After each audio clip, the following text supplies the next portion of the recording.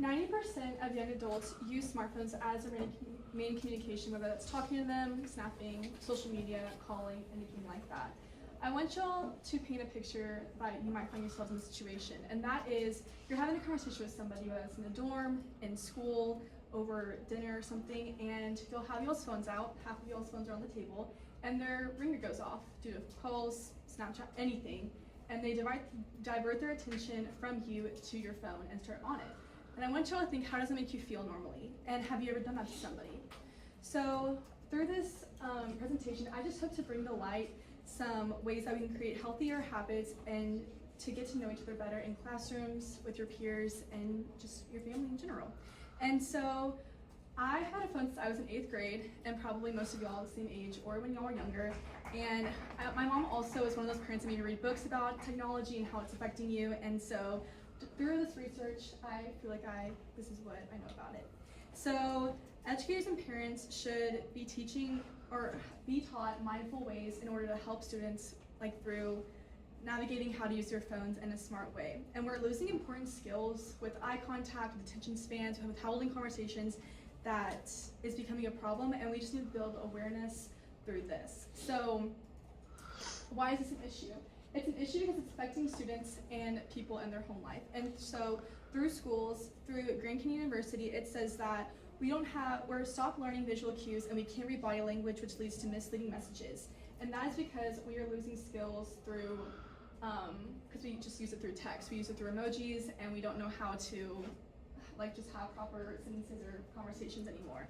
And so that is why it's an issue in school. And then it's also an issue in homes because in Bull in 2019, he said that rates of sex, sleep, dating, urge to get a license, hang out with friends have decreased, but depression, suicide, and loneliness have increased.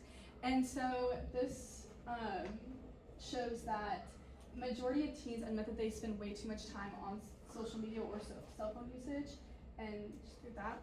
And this is an issue because it affects everybody. It affects your, no matter what age, gender, or race you are. It's just it's a global issue. And so with that being said, here's some statistics that are not alarming, but it just brings to light. So globally, 73.2% have some sort of technology, and 95% of people in the US have a smartphone, and this is just saying the times that people spend on their smartphone, which can also be alarming. And I encourage all y'all to check yours because mine was also very alarming. So now with this, what do we do? How do we handle this in households and in schools? So in schools, through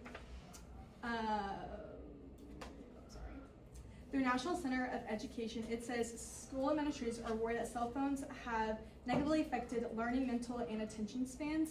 And so there was a law that was just passed through some states that made them have to put their cell phone away during the whole day. So bell to bell, just to help increase that. And so that has helped online bullying and threats and attention spans during school.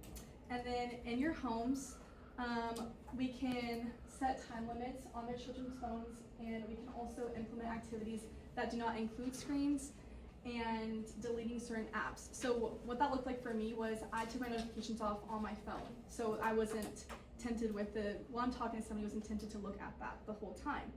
And so Parga Balinki in 2023 said, create regular tech-free times, designated outings, and setting personal timers, and that has greatly increased mental health and their relationship with their kids. So I want to ask y'all, want to tell y'all to use your phone as a tool and not a liability. And then I want to ask y'all what changes can you do to help you create better habits with technology and create better relationships with different people, whether that's in your dorm or just, I don't know, at a nail salon or a restaurant or something to meet people. So thank you.